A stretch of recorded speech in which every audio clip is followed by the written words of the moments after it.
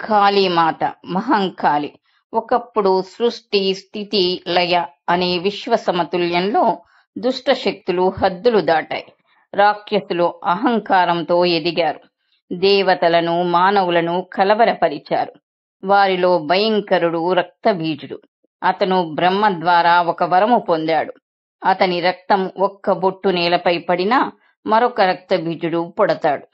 దేవతలు అతన్ని ఓడించలేక దుర్గాదేవిని ఆశ్రయించారు.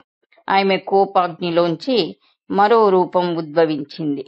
రాత్రి కంటే నల్లని, ఉన్మాతమైన, భయంకరమైన రూపం. ఆమె కాళి, కోపానికి ప్రతిరూపం. కాళి భయంకర గర్జనతో యుద్ధరంగంలోకి దూసుకెళ్ళింది.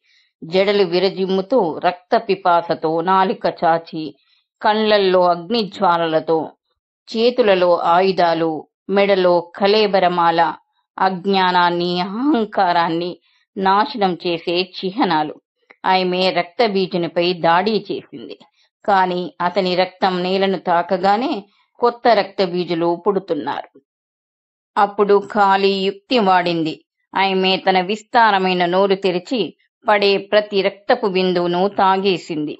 కొత్త రాక్షసులు పుట్టకపోవడంతో రక్తబీజుడు చివరికి కూలిపోయాడు. కాని కాళీమాత కోపం అంతటితో ఆగలేదు.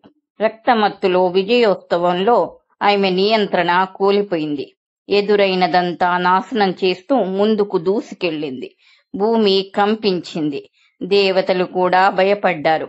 ఈ విధ్వంసం ఆగకపోతే సృష్టి నిలవదని అప్పుడు శివుడు ఒక పరిష్కారం చూశాడు. ఆయన యుద్ధ భూమిలో మృతదేహాల మధ్య పడుకున్నాడు. కాళి ముందుకు నడుస్తూ వస్తుండగా అనుకోకుండా ఆమె కాళివేళ్లు శివుని ఛాతీకి తగిలాయి.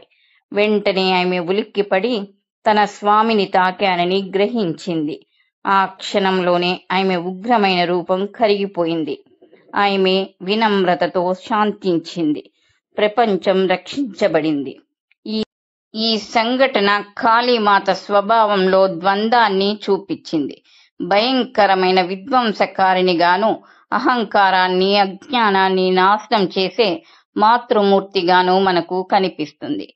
యుద్ధరంగంలో రాక్షసులను సంవరించేది కాళి అయినా ఆమె సృష్టి, స్థితి, లయకు మించిన శక్తి.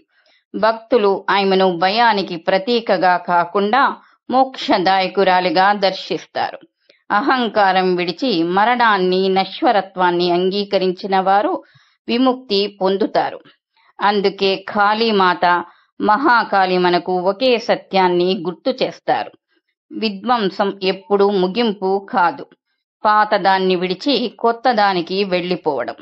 ఆమె అవతారం భయంకరము, కానీ సున్నితమైన తల్లి కూడా.